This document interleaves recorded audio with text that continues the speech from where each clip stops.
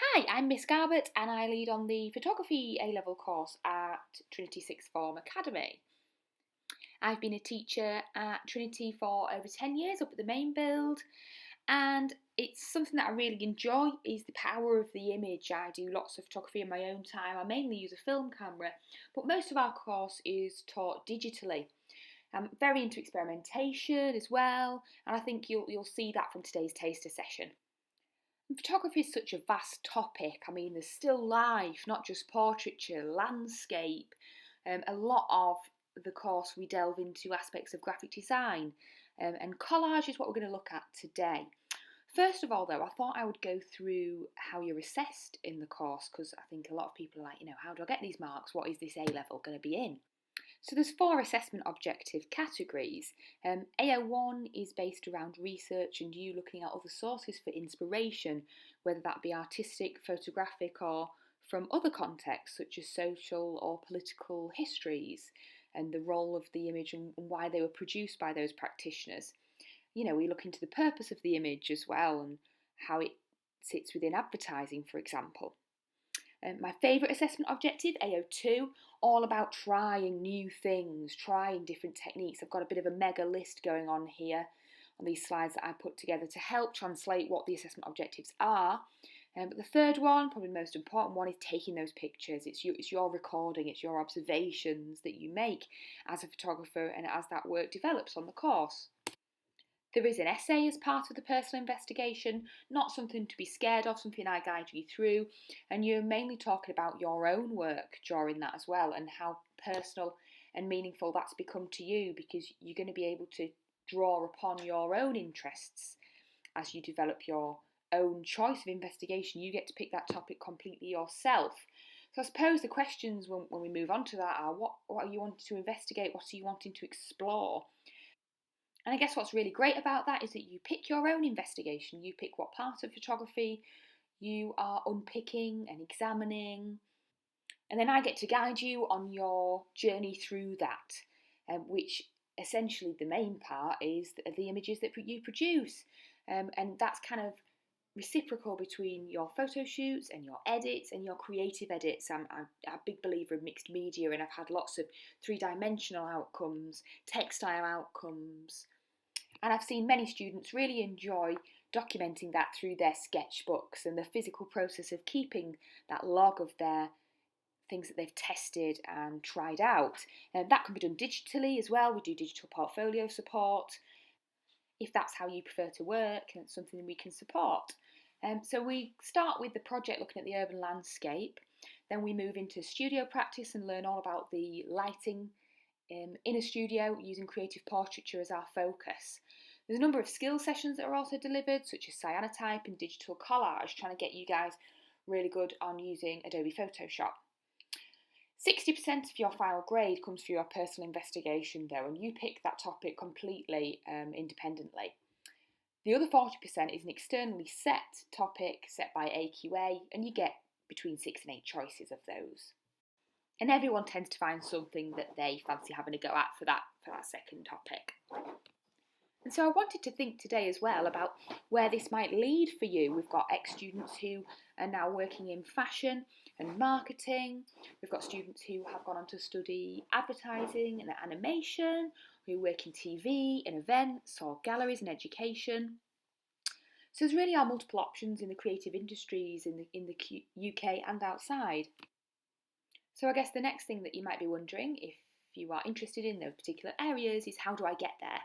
And I think it's really important to emphasise the importance of experimentation and play. If you search for my name, Miss Garbett, on Pinterest, I've got loads of boards that really kind of unveil to you the magnitude of areas within photography and the role of the image. But this session I want to focus on collage. So give that a little research yourself. Have a look on Google Images, have a look on Pinterest, and look for the different types of collage there are. You'll notice that practitioners are layering, fragmenting, colourising, often distorting their images. And trying to kind of come up with those categories is a really good place to start. Pixelation, so it tends to take lots of inspiration from TV and CCTV and the role of identity. And you'll find a lot now discussions about how the photograph can be manipulated and changed and altered. And I think collage is a little bit that as well. And so here's a really playful work of Aldo Tolino, really wonderful, intricate, almost origami-like formations where he's distorting his images of the face.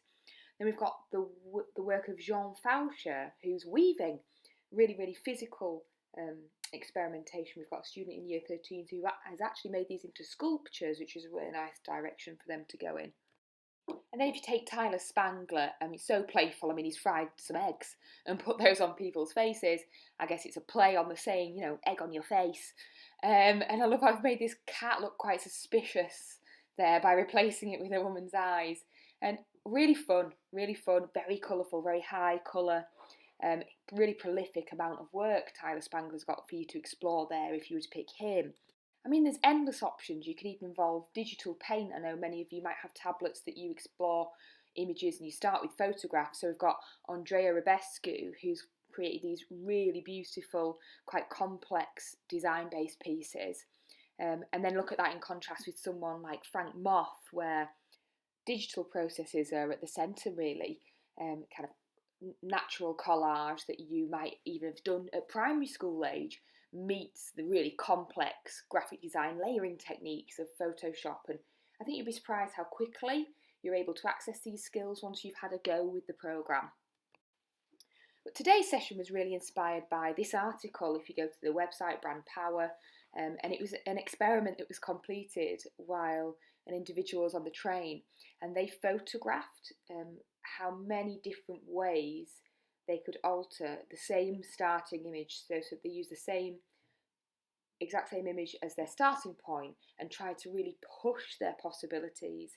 Once you visit the website, you'll see, I think it's maybe 50 plus different eventualities of what the image can become.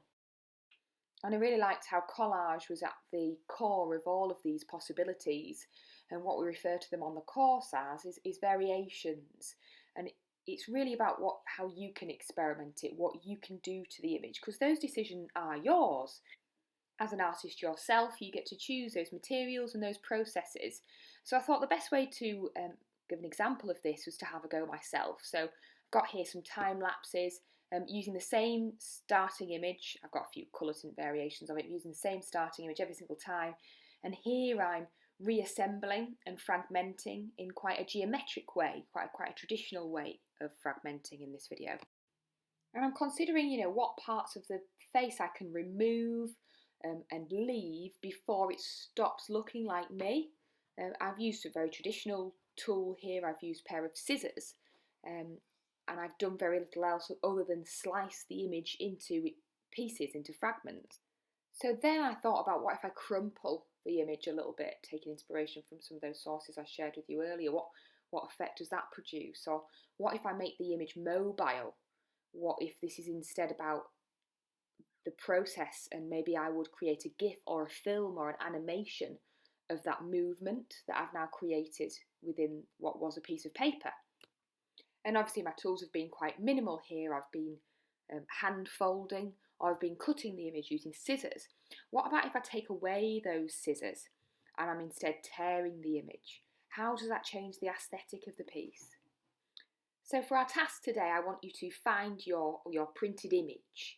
If you don't have a printer at home, you can use a magazine image. This will work just as well with a portrait. And then choose your tools. Are you going to use scissors? Are you going to use a different coloured paper as a background, perhaps?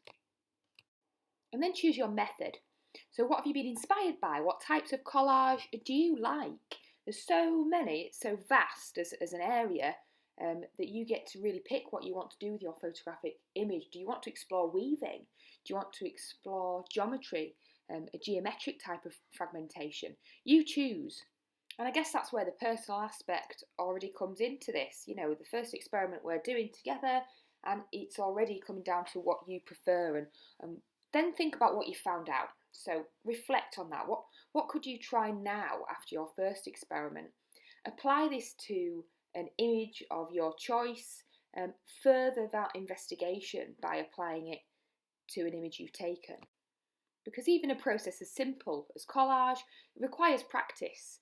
So have a good look at all the different examples out there. And then I guess it's thinking about where we could go with this. I've seen some really great work done with text and typography. I've seen some incredible work done with collage and stitch. I've seen people take this into mixed media possibilities and some really complex final outcomes that have gone up at our school exhibitions that we do at the end of every year. So have fun with it. I think collage is really something that can be quite playful and really quite impressive as an outcome as well. Hope that was enjoyable. Take care and have fun with it.